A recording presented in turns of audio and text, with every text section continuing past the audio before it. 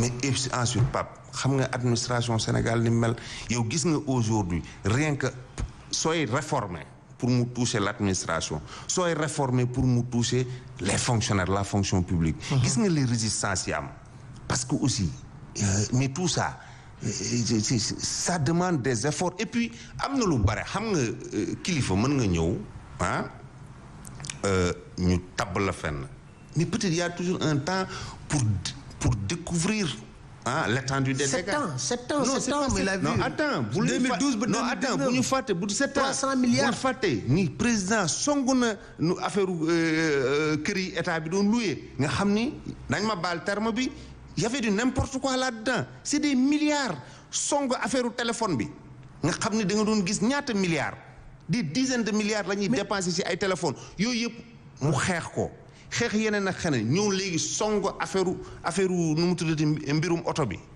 yi. mais moom am na ci lu bari am na ñaari may baag benn bu lakk bi ngéejeel ak beneen bu gris bi. moom ñaata la ci jënd. non attends moom ñaata la jënd moom kese rek ñaata la ci jënd. il faut kàccoor ngay def di sànni xeer. mais dama ni xam nga li ñu war a saluer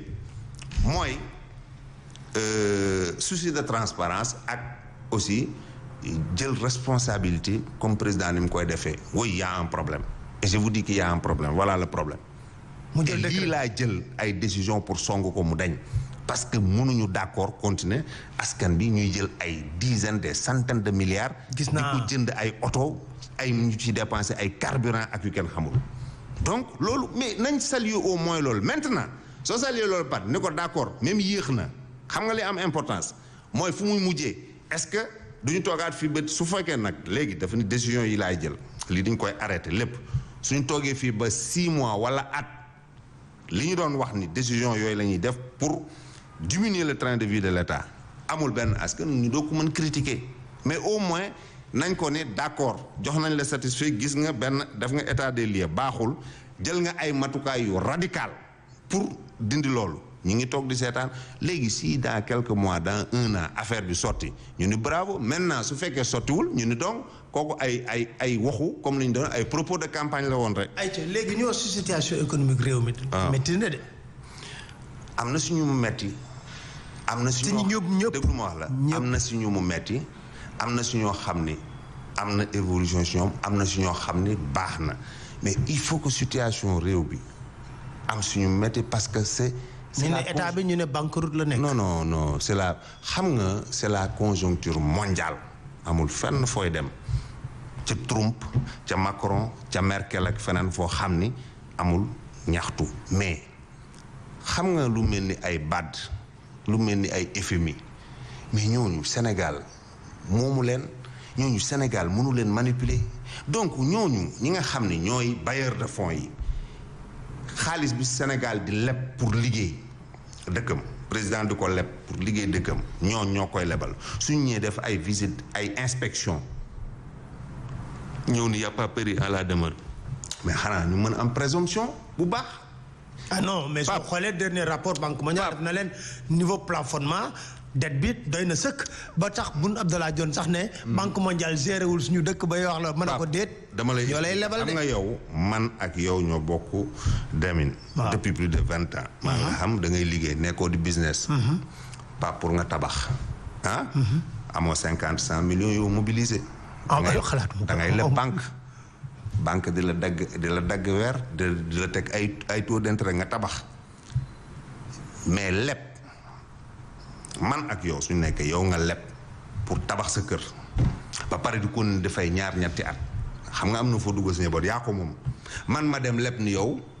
di fay loyer di joxe dépense ba affaire bi jeex c'est ça ta président Macky Sall ak Sénégal l'endettement bi ñu def c'est un endettement assumé parce que xamulu tax dañuy leb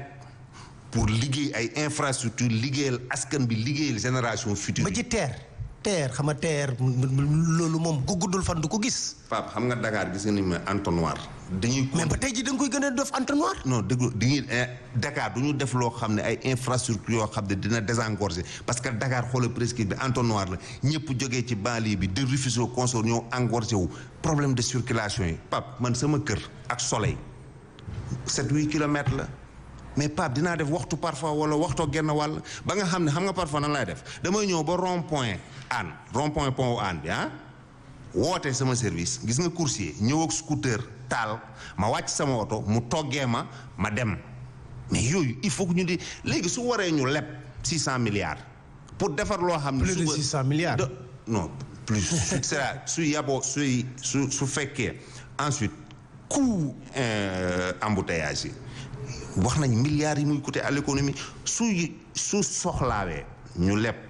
600 milliards wala 1000 milliards def loo xam ni suba dinañu fànqal perte 500 milliards mais c'est bon. est-ce que bokk na ci priorité sénégalais yi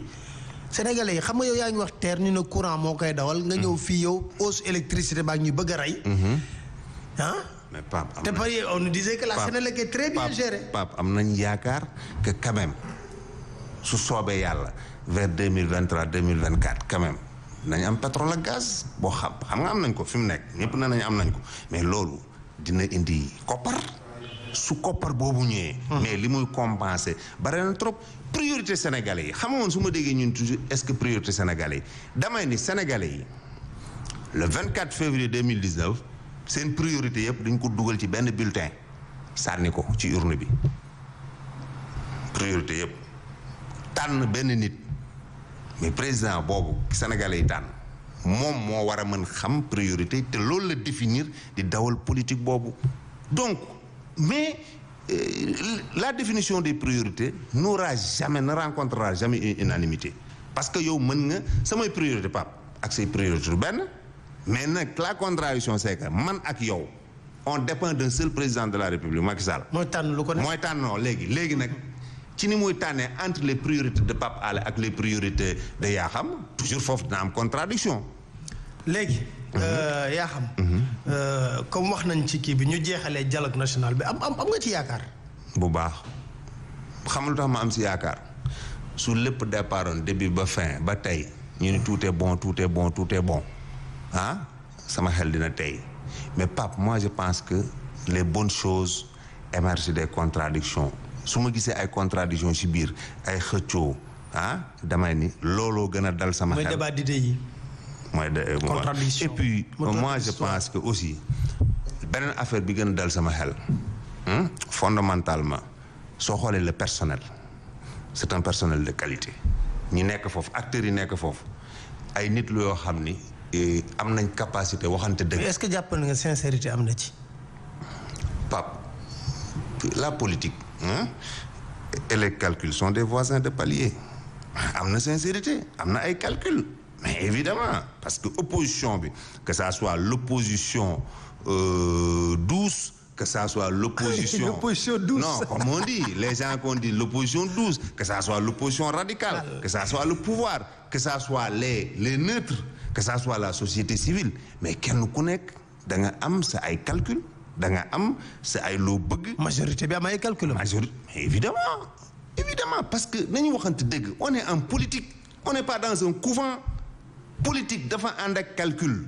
mais calcul yooyu c'est pas forcément des calculs malsains c'est des calculs sains aujourd'hui ambition mais Pape yow sooy dawal sa ambition selon des calculs mais c'est pas forcément malsain mais li am solo mooy li président wax conclusion yoo leen fa tiré te mu concorde ak li askan bi bëgg te mu concorde ak li méngoog ak yelleef dinaa ko appliquer donc pour man nañ ci rafet njort comme nañ lañ war a rafet njort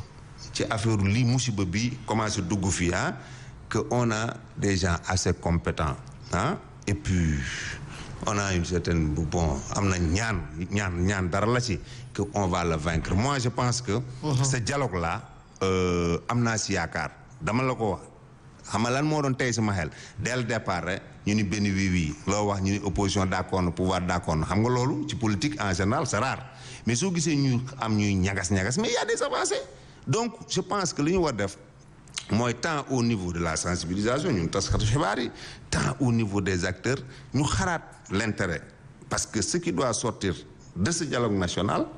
c'est important et que y a une chose importante moi je dis c'est un dialogue national c'est pas le dialogue politique mais xam nga dialogue politique bi moo ci gën a am fës moom la nit ñi gën mais moi je pense que la politique c'est important